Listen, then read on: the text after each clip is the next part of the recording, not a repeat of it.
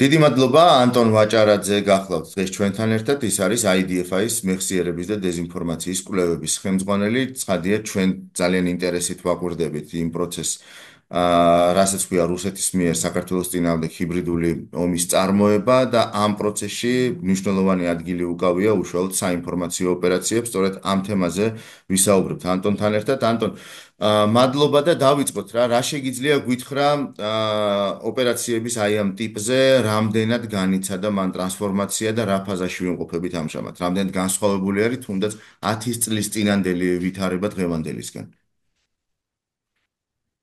კი ბატონო გიორგი, დიდი მადლობა ამ საუბრისთვის.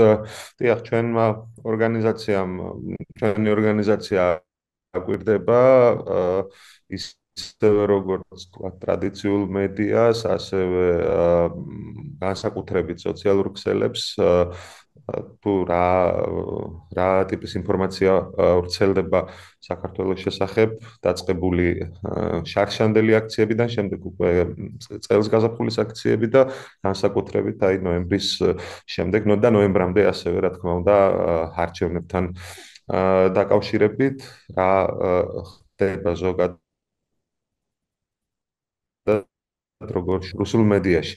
და კი, ძალიან გააქტიურებულია ეს ყველაფერი, მინდა პირდაპირ თავიდანვე თქვა, აქ ასე ვთქვათ, ხდება სრულად გამოყენება, რაც აქვთ არსენალში და რასაც ბოლო წლების მანძილზე განსაკუთრებულად აქტიურად იყენენ არამხოლოდ ვთქვათ ყოფილი საბჭოთა რესპუბლიკების წინააღმდეგ და არამხოლოდ იქ, სადაც რუსეთის ფედერაციას და კრემლს სურს გავლენების გაძლიერება, არამედ ამას ხედავთ თუნდაც ევროპაში, ამერიკის შეერთებულ შტატებში და ასე მთელ მსოფლიოში.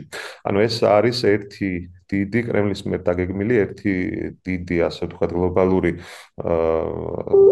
ოპერაციის ნაწილი და ჩვენ ვაკვირდებით ამას და გვაინტერესებს თუ რა ხდება, ანტონ, აი მეც რა ცოტა ხნით შეიძლება, მქონდა როგორ ერთ შეიძლება. კოლეგასთან საუბარი, მაგალითად რუმინელი გამომძიებელი ჟურნალისტი იყო და რუმინეთში იცით თქვენ რომ საპრეზიდენტო არჩევნებში იყო ჩარევის მცდელობა კი არა და ჩარევა პირდაპირ და არა მხოლოდ რუმინეთი იყო, ასე ვთქვათ, სამიზნე, ხო? ეგ მოლდოვაში ანალოგიური იყო და ანუ რა საქართველოს თქმა არის უნდა. ამისი სეგმენტი, ესე შეგვიძლია ვთქვათ, რომ აი ამ ოპერაციის სეგმენტი არის თუ რაღაცა დიახ, რა თქმა კონკრეტულად უნდა. ფოკუსირებული შეიძლება იყოს რომელიმე ქვეყანა რაღაცით.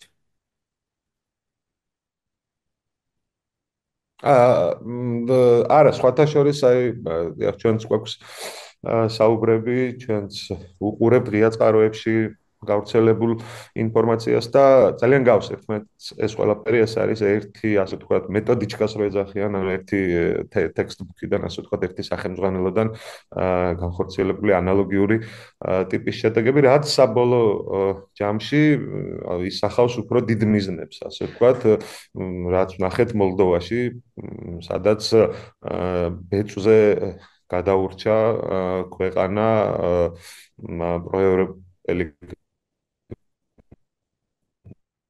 კანდიდატის სანდუს დამარცხება ფულით დაფისულ რამდენიმე თვის წინ და იგივე რუმინეთში, სადაც საერთოდ წარმოუდგენელი რამ მოხდა აი ამ TikTok შეტევით, ასე ვთქვათ, სიტყვით და სხვა ქსელებში განხორციელებული, დაგეგმილი და მიზანმიმართული, ტარგეტირებული ოპერაციით, იქაც აირია სიტუაცია და საქმე გქონდა უდიდეს ჩარევასთან არჩევნებში, თუმცა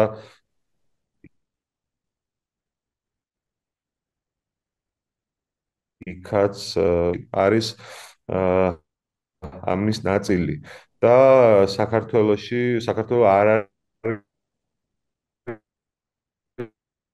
ამის თქვათ რაღაც მოძიებული მასალა და ანალიზი გვაჩვენებს და დეტალურად რომ გავყვეთ შემდეგ მაგალითად აქ ისეთი მაღალი რანგის პროპაგანდისტები მუშაობენ და ისეთი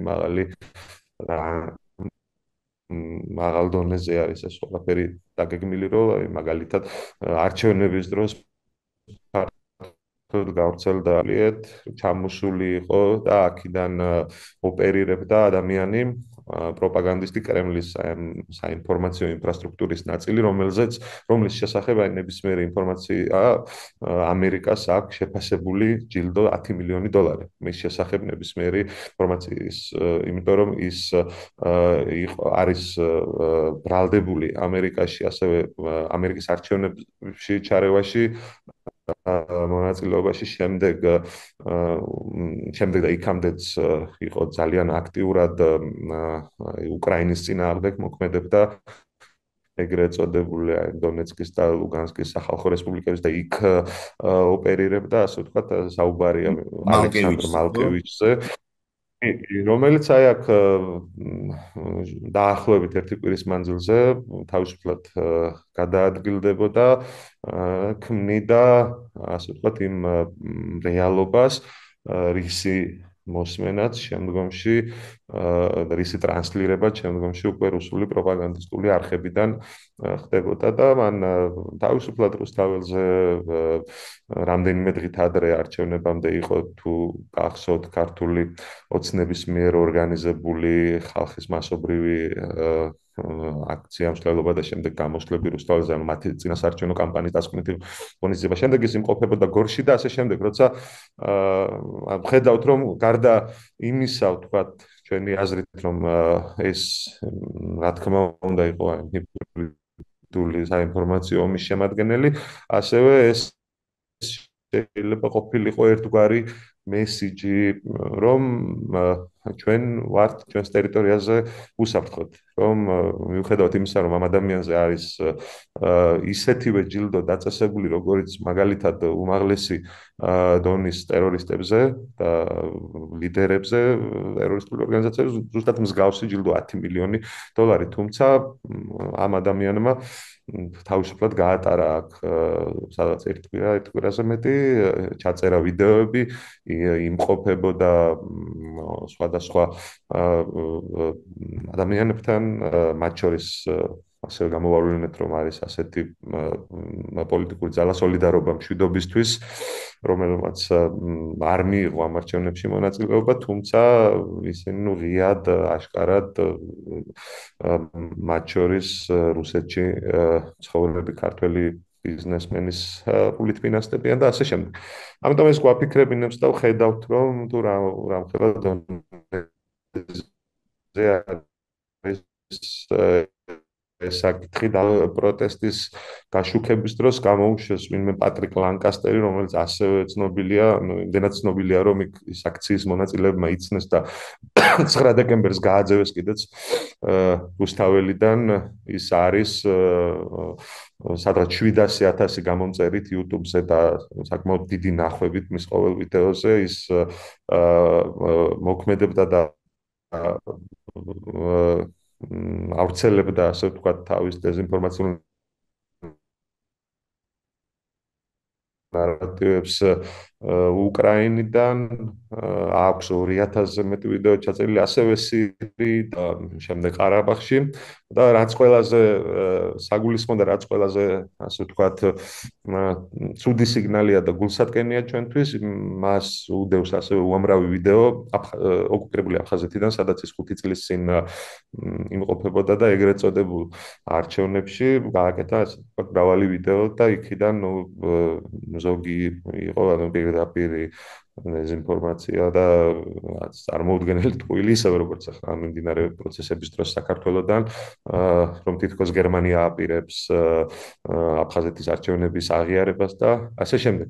თუმცა, მიუხედავად ამისა, ვიცით ქვეყანაში გვაქვს კანონი საქართველოს ოკუპირებული ტერიტორიების შესახებ, რომელიც ითვალისწინებს სისხლისამართლებრივ პასუხისმგებლობას, თუ თქვათ წესების დაცვით არ მოხდა აფხაზეთის ტერიტორიაზე შესვლა, ანუ ენგურის ხიდის გავლით, იქ არის საჭირო არაერთი თანხმობა დოკუმენტი და აქვთ, ასე ვთქვათ, საშუალება იგივე საერთაშორისო დამკვირვებლო მისიების საერთაშორისო ორგანიზაციების წარმომადგენლებს, რომ სრული წესების დაცვით შევიდეთ, თუმცა რა თქმა უნდა ლანკასტერის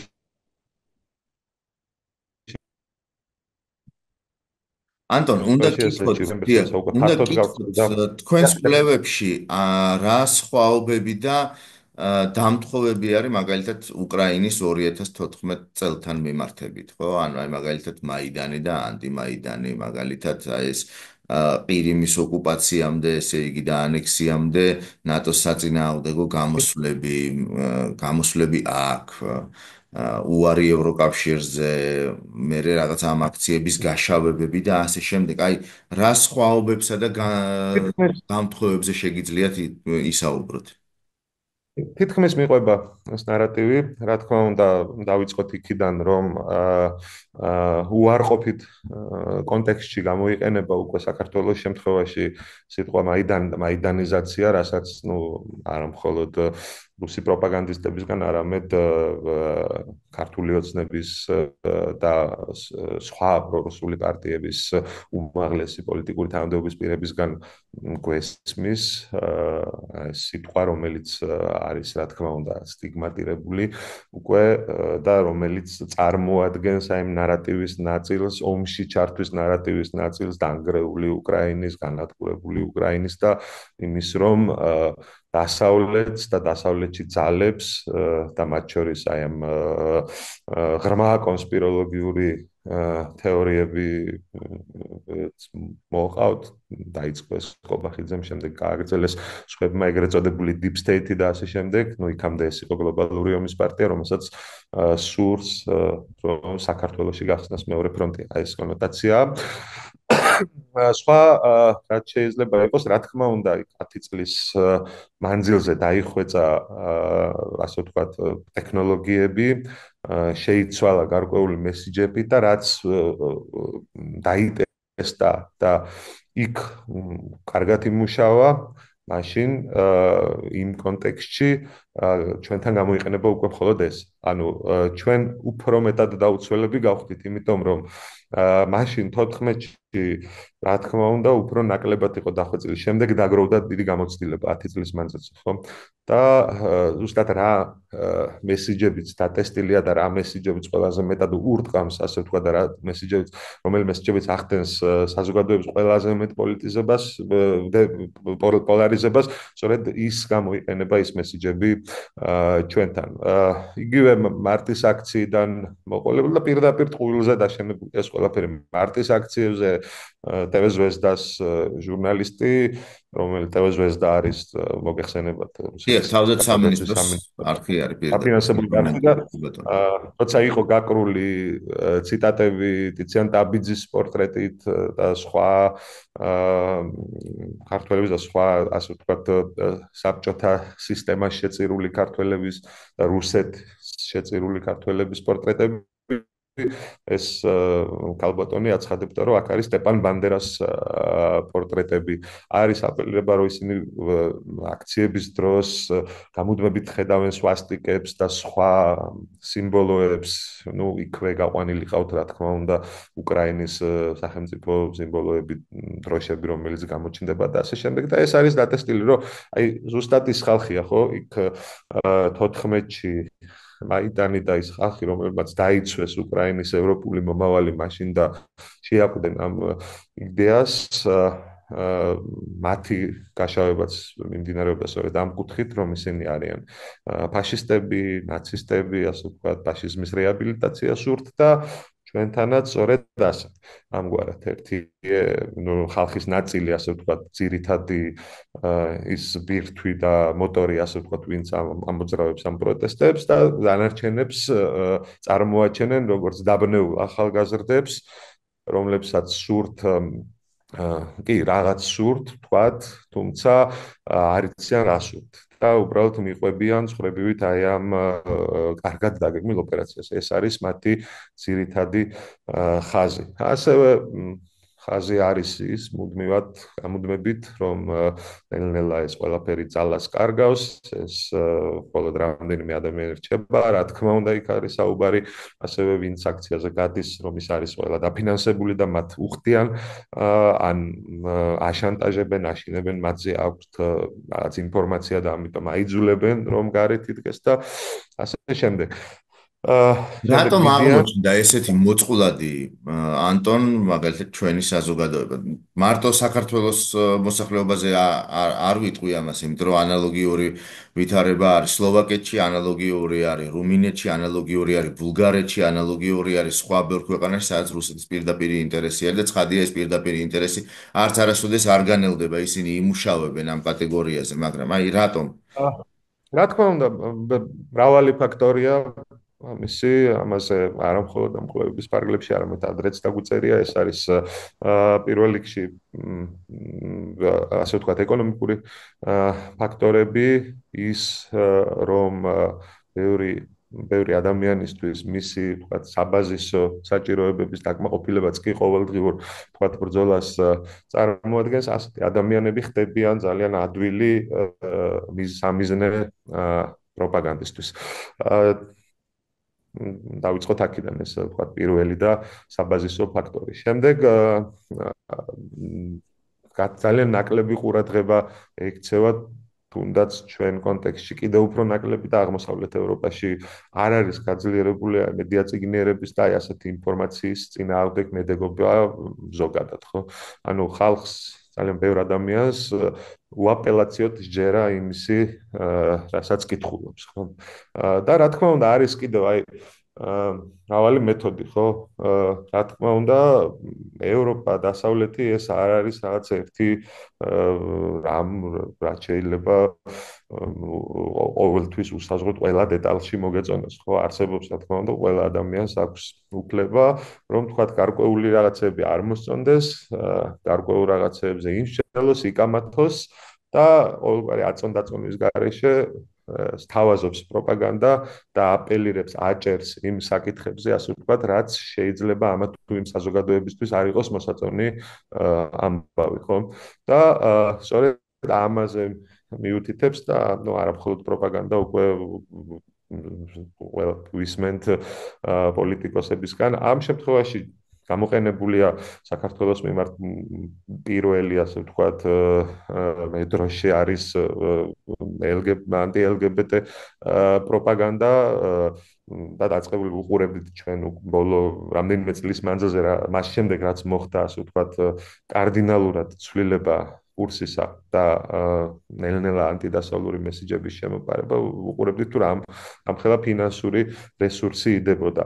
ამაში იგივე რაც დაწყებულია წესის შეცვლა, ბავშვის აყვანა და ასე შემდეგ, აი ამ კუთხით და ამ მიმართულებით. მეორე ძირითადი, ასე ვთქვათ, სვეტი ეს არის კონსერვატიული საზოგადოება, მორწმუნე საზოგადოება, თუნდაც ბულგარეთი, ახსენეთ, საქართველო, რუმინეთი ამ ქვეყნებში, სადაც წარმოაჩენენ და სადაც წარმოაჩენენ დასავლეთს როგორც რაღაც მხოლოდ ისტორიულად ქრისტიანულ ქვეყნებს, რომელმაც უარი თქვა თავის ქრისტიანულ ზნეობაზე, მორალზე და ეს ტრადიციული საზოგადოებები, სადაც იგივე მაღალი არის რელიგიურობა, გახდა სწორედ მოწყვლადი, რომ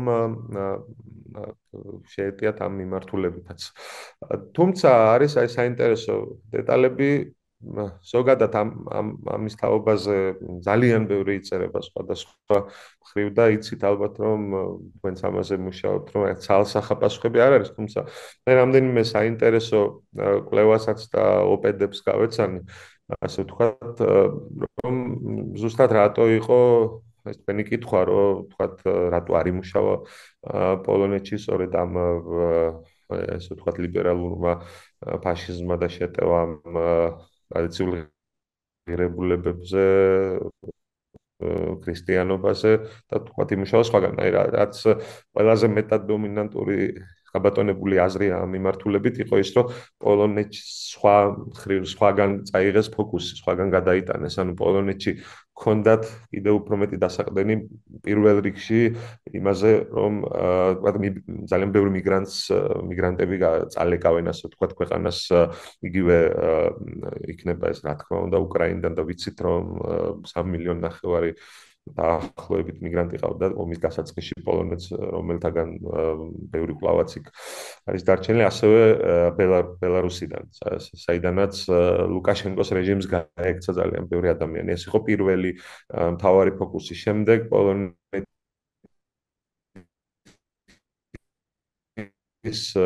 ისტორიას თუ უმძიმესი დაღი აზის ამ ქვეყანას მეორე მსოფლიო ომის დროს ნაციზმის და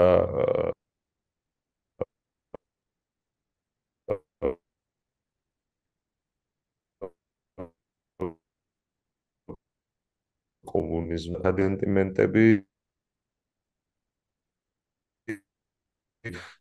ტერიტორიების ისტორიული, ასე ვთქვათ, ყოფილება, რომელიც იყო, ვთქვათ, პოლონეთის შემადგენლობაში, ის ქალაქების ოლქები და ასე შემდეგ. ანუ იქ მეტად უფრო გააქტიურეს სწორედ ეს მიმართულებები. ასევე გახსოვთ ალბათ, რამდენიმე სერია იყო საზღვრის გადაკეტვის, როცა არ უშვებდნენ უკრაინიდან წამოსულ ხორბალს და ასე შემდეგ. ანუ სხვადასხვა, ანუ ეს რა თქმა უნდა არ არის მე რასაც ვამბობ ეს თქვა 100%-იან სიმართლე, უბრალოდ მე რა დასკვნაც გამოვიტანე არაერთი სტატიის წაკითხვის შედეგად. ჩვენთან აქვს სხვა რამ, ჩვენთან აქვს და ეს ასე ვთქვათ სათამაშოები, შემდეგ უკვე ასე ვთქვათ შემოაგდეს, თუმცა არა იმ დოზით, როგორც ქართულმა ოცნებამ, ასევე დაიწყო ასე ვთქვათ კითხვის ნიშნების დასმა და რაღაცნაირად შერბილება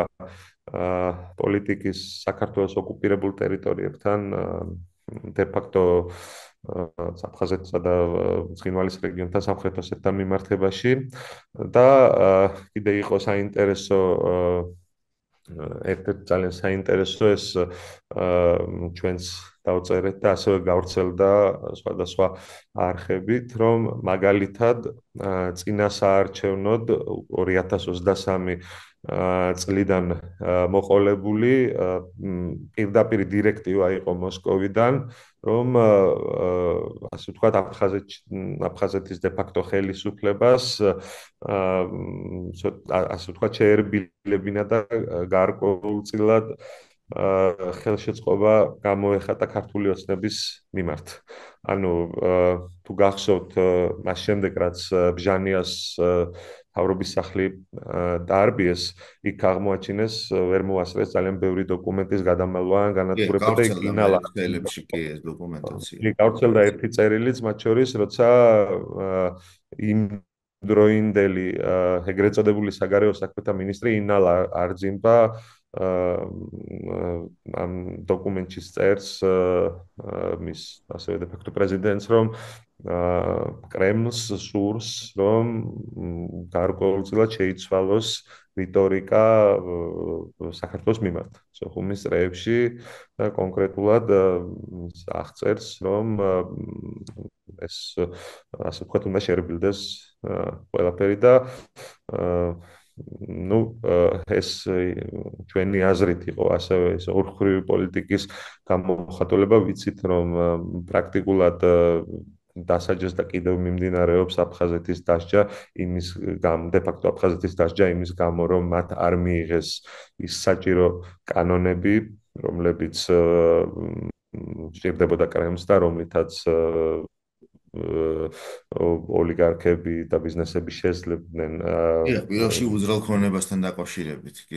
უძრავ ქონების იქნებოდა ეს უძრავ ქონების ბინების და მიწების კანონი და ნუ სასაცილოა სატირალი რომ არ იყოს, ისევე როგორც მაგალითად ქართულ ღვინოში იპოვეს 2000-იან წლებში პესტიციდების მაგალითონე, ამჟამად მაგალითად მანდარინში იპოვეს რაღაც ისეთი მავნებელი, როცა რომლის შემდეგაც აუკრძალეს, ასე ვთქვათ, მანდარინის ექსპორტი რუსეთის ფედერაციაში და ყველაფერი ძალიან ასე ვთქვათ, ერთი შეხედვით შეიძლება კი ვფიქრობდეთ რაღაც რთული ინფრასტრუქტურა, მაგრამ ეს რაღაც მარტივი მესიჯები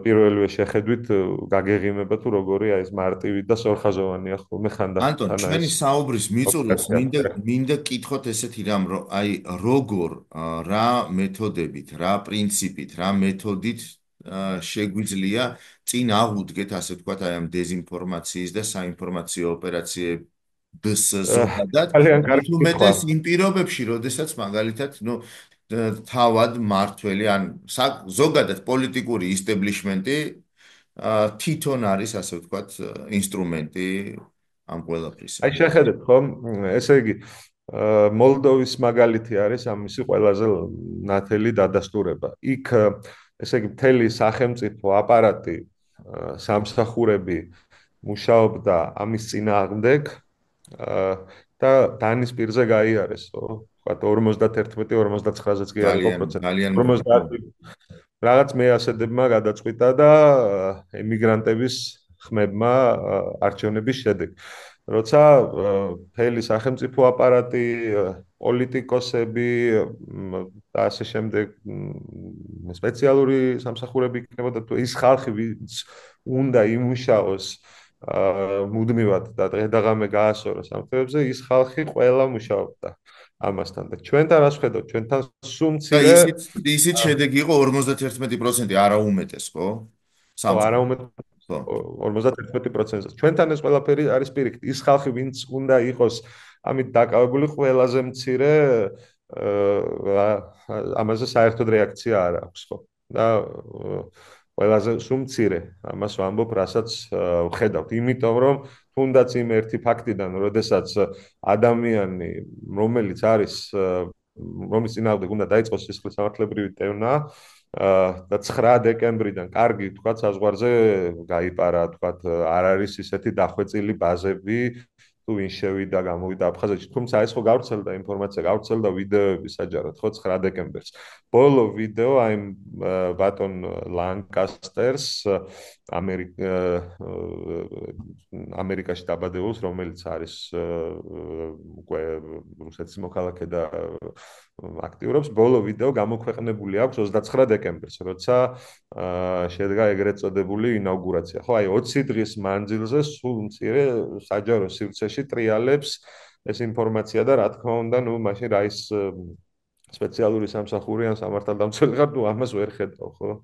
თუმცა ეს ადამიანი აგრძელებს თავისუფალ გადაადგილებას, დადის, წერს ვიდეოებს და ამ საინფორმაციო სივრცე წალეკილი აქვს, ასე ვთქვათ, დეზინფორმაციით, თან ისეთით, როცა რომელიც აი პირდაპირ ყუილებზეა დაფუძნებული. იქ მაგალითად ბოლო ბლოკში დავწერეთ, რომ აჩერებს ადამიანს, რომელიც არის არგენტინიდან, ეს არგენტინელი აღმოჩნდება ძალიან გათვითცნობიერებულია კრემლის პროპაგანდისტულ მესიჯებში, ამბობს ყუილებს, რომ დემონსტრანტები ყველგან ხატავენ სვასტიკებს და ასე შემდეგ და რატო უნდა ამ ხალხს უკრაინიზაცია ვერ ხვდები, რატო უნდათ რომ დაანგრიონ ეს ლამაზი ქალაქი და ასე შემდეგ, ხო? ანუ აი 20 დღის მანძილზე ის ალბათ თავისუფლად მშვიდად ჩაჯდა თვითმფრინავში, თუ რითიც იყო ჩამოსული, შეიძლება ავტომობილით იყო და გადაკვეთა ისო საქართველოს საზღვარით და წავიდა და დარწმუნებული ვარ, ხვალ ისევ რომ უნდა შემოსვლა, საერთოდ არ შეექმნება მას ეს პრობლემა.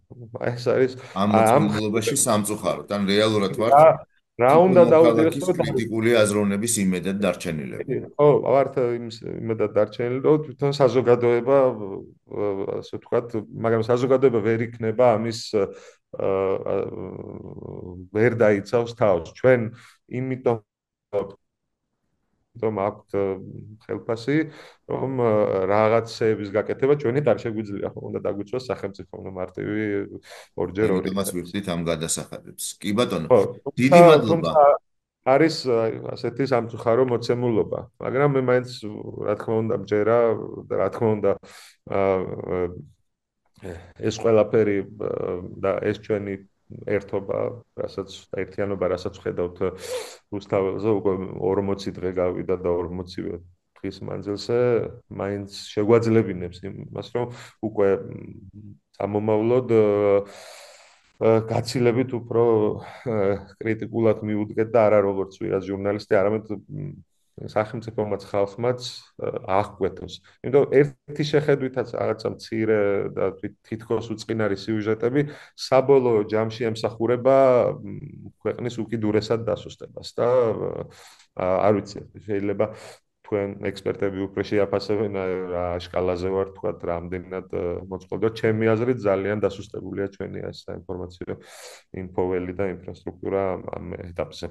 დიახ, სამწუხარო ფაქტია, ერთი სამწუხარო და ერთი ვრცელია. დიახ. პოზიტივი რაც შეიძლება იყოს, რომ როგორც კვლევებით დგინდება, საქართველოს მოსახლეობის უდიდესი უმრავლესობა მაინც არ არის რუსულენოვანი პროდუქტის მომხმარებელი. ხო, ჩვენი მოსახლეობის უდიდესი უმრავლესობა ინფორმაციას იღებს მშობლიურ ენაზე. ამ მხრივ, იმიტომ რომ თქვა იგივე მოლდოვის შემთხვევაში და იგივე სხვა შემთხვევებისგან განსხვავებით, იქ უფრო მაღალია პროცენტი იმ ადამიანებისა, ვინც ინფორმაციას რუსულად მოიხმარს და გადაამუშავებს. აი ეს არის კიდევ ერთი თავდაცვითი მექანიზმი ირიბი, ასე ვთქვათ. და ეს კარგია და ახალი თაობა კიდევ უფრო მეტად ინგლისურენოვანია ვიდრე რუსულენოვანი. და კეთილი. დასავლურ კეთილი ანტონ, დიდი მადლობა ანტონ ვაჭარაძე IDFI-ის მადლობა მეხსიერების თქვენ. და დეზინფორმაციის კვლევების ხელმძღვანელი გახდეთ ჩვენთან ერთად. მადლობა მას მადლობა ჩვენ გიორგი. საინტერესო საუბრისთვის დროებით.